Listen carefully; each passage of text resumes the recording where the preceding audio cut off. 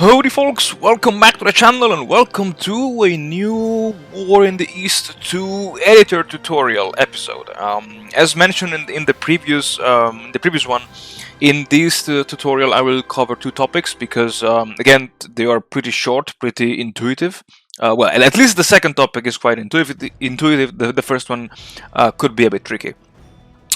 And as you can see, you might be wondering, first of all, how did I manage to give to the Großdeutschland regiment 32,700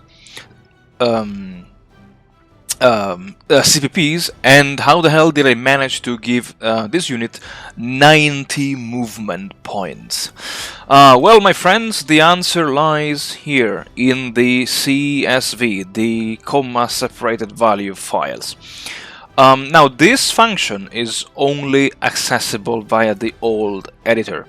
And I would say basically nearly all of these functions, besides air groups and units, are exclusively accessible via the old editor.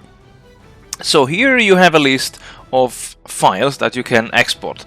You can simply click, you can tick which of these files you want to export, and you simply click here, export to CSV. If you click on the name here, you can rename the name of this CSV file. And yeah, the most important, let's say, file that you should play around with if you want to make a custom scenario, or let's say if you want to cheat in the opening stages of your Operation Barbarossa, is the unit CSV. So you tick it, you click to export, and then you have to go here to the dat folder of War in the East 2, dat, and then you click here on CSV, and here you have all the CSV files that you have exported via the button.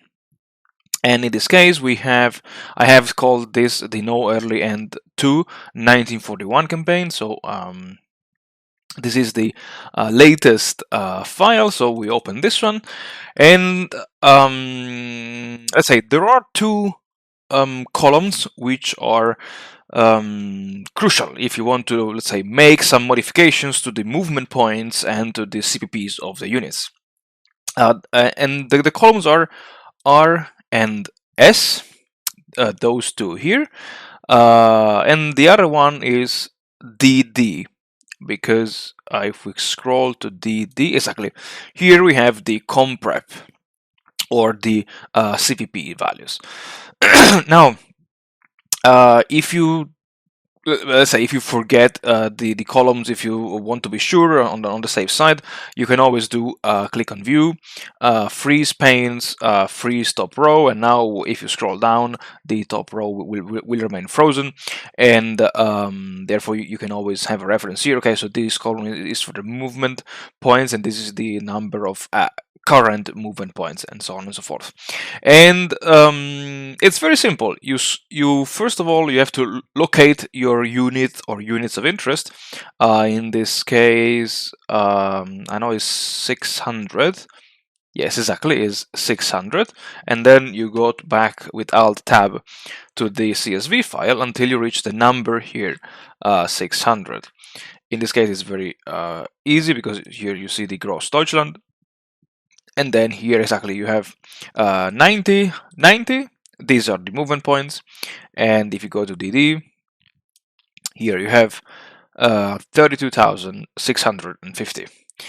And virtually you can play around with any variable here. Is a little bit more complicated to work via the CSV file of the units because you should know, let's say, by heart what does, for instance, the HQ1 means. In this case, this is the OKH, so the OKH has as an HQ the OKH, and as, for instance, the higher HQ the OKH itself. And if you look at, for instance, Army Group B. Army Group B is an Army Group HQ, so this is number 2, and it has as a higher HQ number 1, so the OKH, and so on and so forth. let's say, but the CSV file exactly can be used to change things that you cannot change with the in-game editor, which are movement points and the combat preparation points. And yeah, let's not save it. Once you are done with your modification, you have to click on import from CSV, and then you can have a look at the modified elements. Important, you have to close the CSV file, otherwise it will fail to import it. And you can play around with this. For instance, if you export leaders, you can change the leader stats directly from the CSV file, and so on and so forth. Personally, I've mostly played around with units, but feel free to explore and try out all of the other CSV files.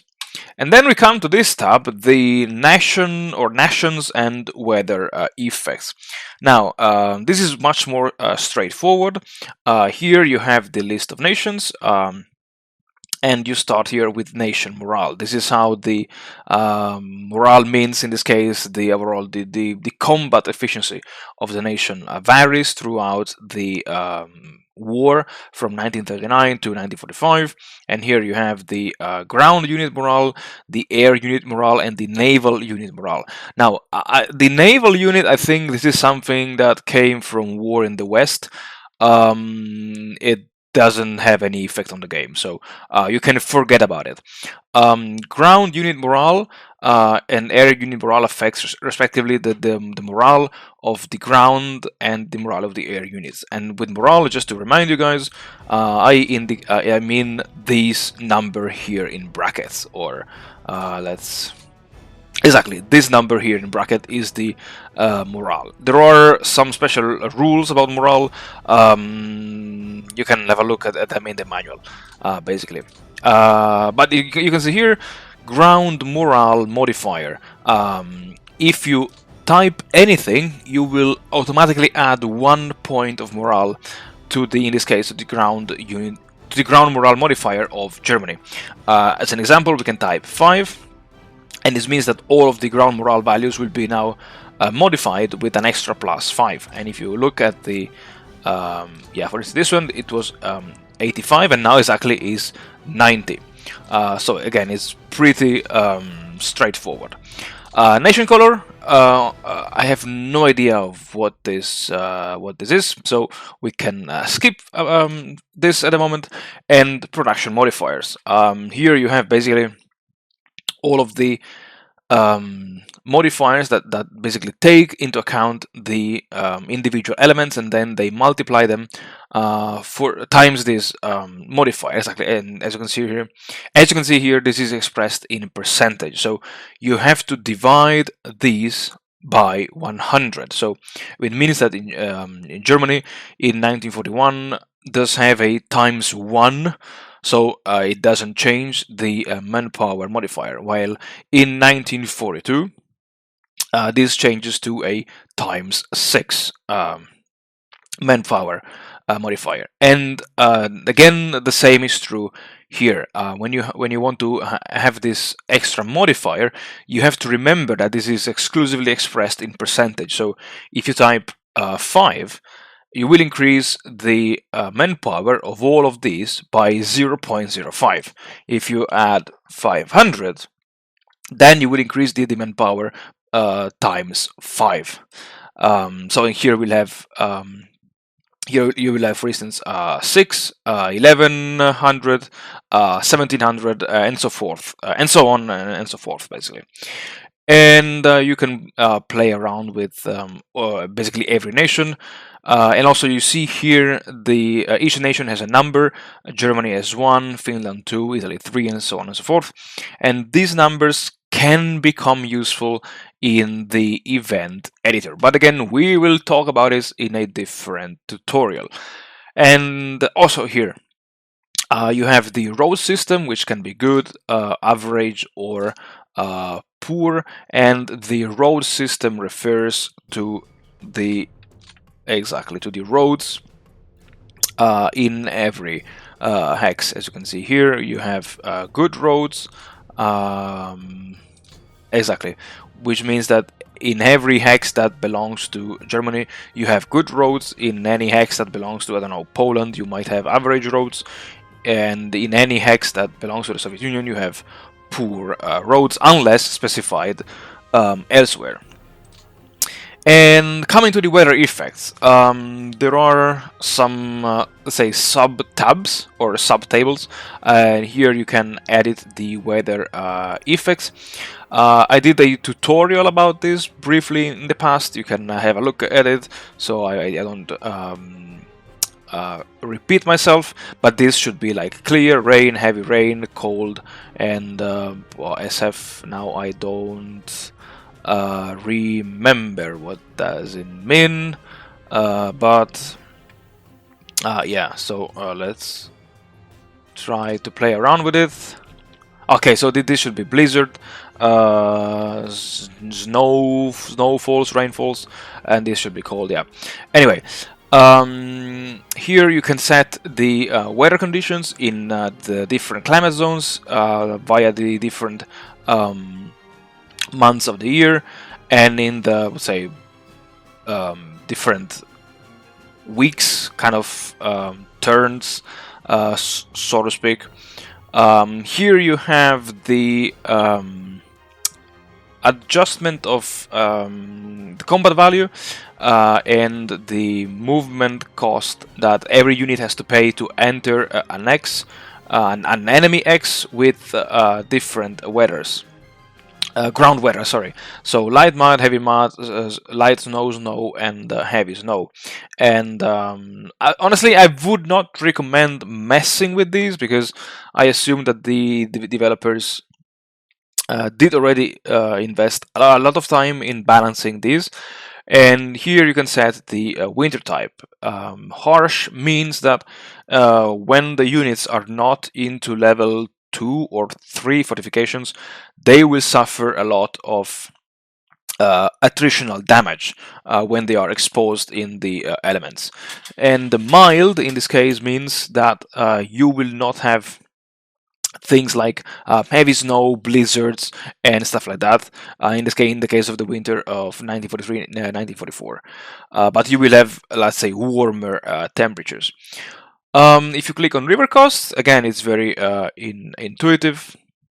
Here you have the number of movement points that units have to spend to enter to enter an enemy hex behind a river. And yeah, here you have the different classifications, also based on the ice level.